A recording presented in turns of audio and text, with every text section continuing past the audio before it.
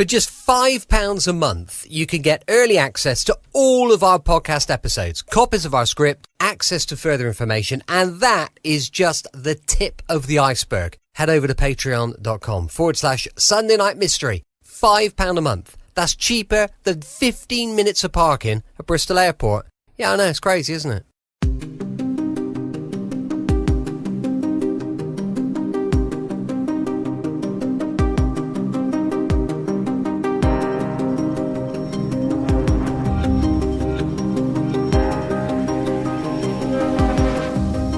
Welcome to Sunday Night Mystery, where we delve into the enigmatic and unknown. I'm Brett, and tonight we embark on a journey through the haunting tale of Gertrude Dorothea O'Leary, a woman whose life ended tragically in the parlour of her own shop. Tonight we take a trip back in time to 1949. We're on the streets of Bristol, and the echoes of a murder and a popular business owner who left behind a haunting mystery.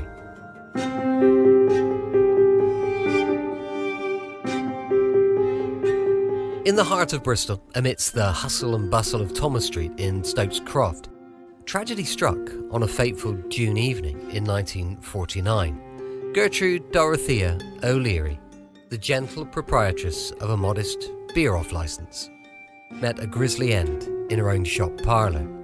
Her peaceful existence was shattered by a violent and senseless act. The scene was grim, one of horror and confusion. Gertrude's body lay amidst pools of blood, a stark contrast to the warmth and kindness she was known for in her neighbourhood. She'd been battered and strangled in the back room of her shop, a place where she once welcomed customers and conducted her business affairs. The police arrived to find a gruesome sight, determined to unravel the mystery surrounding her untimely demise. Gertrude had been viciously beaten, her body showing signs of a fierce struggle. But despite their efforts, the perpetrator had left no trace behind, as if vanishing into thin air.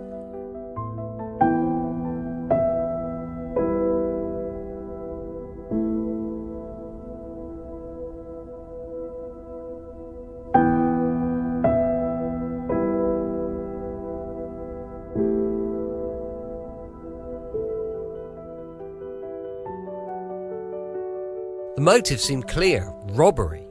Gertrude's missing possessions were a small sum of money, a gold wristwatch, and a precious pendant, all hinted at a crime driven by greed.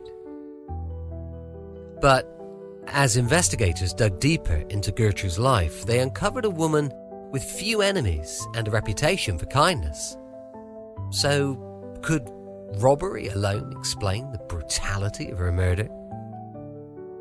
The investigation revealed a web of secrets and suspicions lurking within the seemingly quiet streets of Stokes Croft. Gertrude, a spinster with a generous heart, was believed to have led a simple life. Yet, beneath the surface, there were whispers of envy and greed, of hidden treasures and forgotten grudges. Clues emerged: a bloodstained quart flagon, scattered papers, and ransacked rooms, but they only deepened the mystery surrounding Gertrude's death. The circumstances of the murder painted a chilling picture. The assailant, it seemed, had intimate knowledge of her habits and the layout of her home. The viciousness of the attack hinted at either a personal vendetta or the actions of a deranged mind. Witnesses came forward, each offering a piece of the puzzle.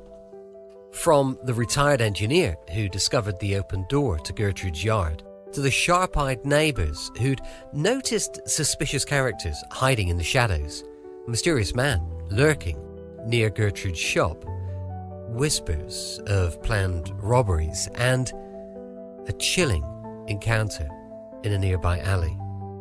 Everyone had a tale to tell. Despite their efforts, The police faced a daunting task. Suspects were questioned, alibis scrutinized, but the truth remained elusive, slipping through their fingers like grains of sand. The hunt for the perpetrator took investigators far and wide, from the bustling streets of Bristol to the tranquil shores of Torquay. Yet, despite their efforts, the elusive killer remained one step ahead, leaving behind only fragments of evidence and unanswered questions. With each twist and turn in the investigation, the true nature of Gertrude's life and death began to emerge. Behind the facade of a simple shopkeeper lay a woman haunted by her past, her every move watched and whispered about by those with sinister intentions. Gertrude's murder shocked the community, leaving behind a trail of unanswered questions and lingering fear.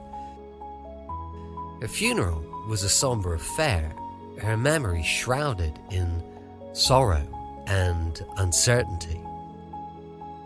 In the end, as the inquest concluded and Gertrude was laid to rest, the mystery of her murder remained unsolved. The streets of Stokes Croft may have returned to their usual rhythm, but the memory of Gertrude Dorothea O'Leary and the secrets buried with her lingered on.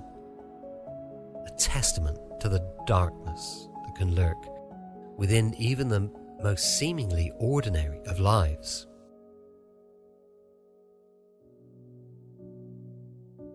As time passed, inevitably, the case grew cold.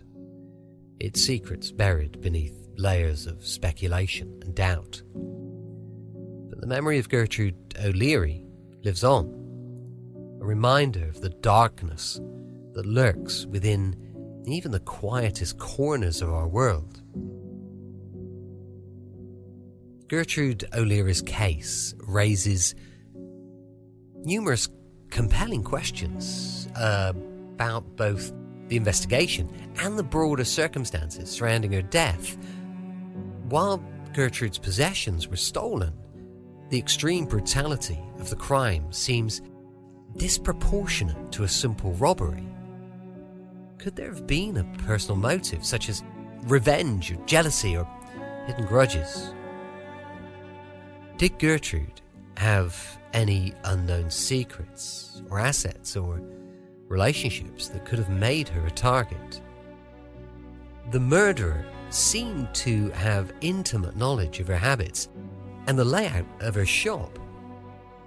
Was it someone close to her, perhaps a neighbour, a customer, or an acquaintance? Were there signs of a betrayal of trust by someone she knew?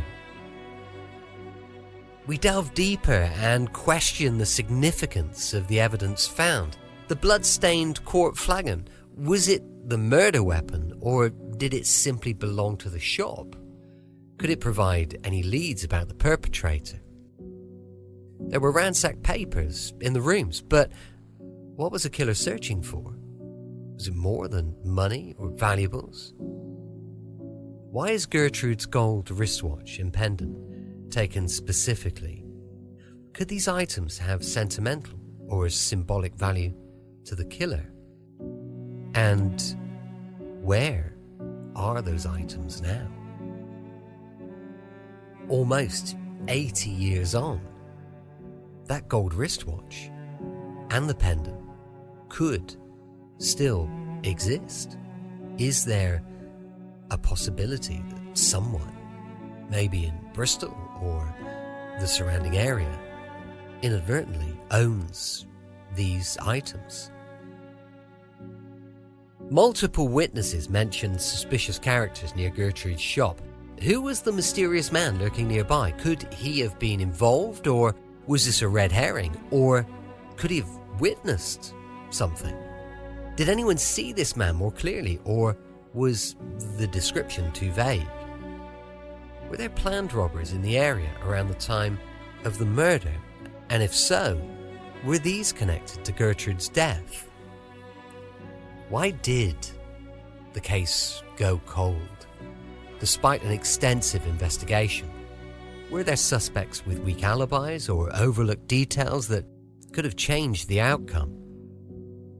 We wonder if modern investigative tools like forensic DNA analysis could reopen this case today. Could a relative of the murderer be found through a familial link? Did Gertrude's personal life hold deeper secrets? Was she really and truly the simple, kind businesswoman the community knew? Or were there hidden aspects to Gertrude's life? Relationships, debts perhaps, or disputes that may have played a role? Were there individuals who envied her perceived wealth or position in the community? And once again, we question what became of those stolen items. Were Gertrude's possessions ever traced? Did they resurface? Were they sold, potentially offering a lead to the killer? And are they still in existence now? Do you own a gold wristwatch or a pendant that dates back all those years? Maybe could have belonged to Gertrude. These unanswered questions reflect the complexity of Gertrude O'Leary's murder and the reasons it remains an enduring mystery.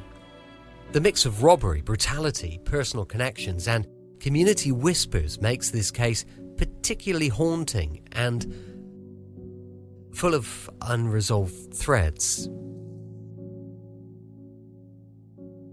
Why don't you join us next time as we continue to explore the enigmatic realm of Sunday Night Mystery? Stay safe. And until next time, keep questioning, keep searching, keep unraveling the mysteries of our world.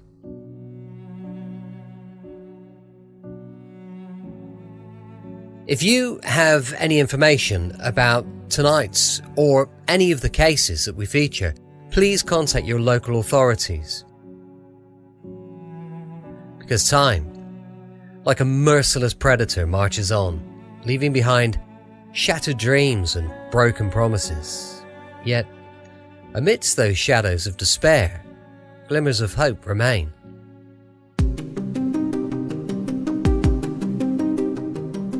Join us next time as we delve into another chilling mystery that continues to confound investigators and haunt communities. Until then, stay vigilant and never forget those who've been lost to the shadows. Until next week, stay safe. Remember, the truth may be hidden, but as long as we keep the investigation alive, it's never truly lost. I'm Brett, and I'll see you next time on Sunday Night Mystery. But for now, stay curious, stay vigilant, and be sure to guard yourself against the darkness that surrounds us all. I'll see you next week on Sunday Night Mystery.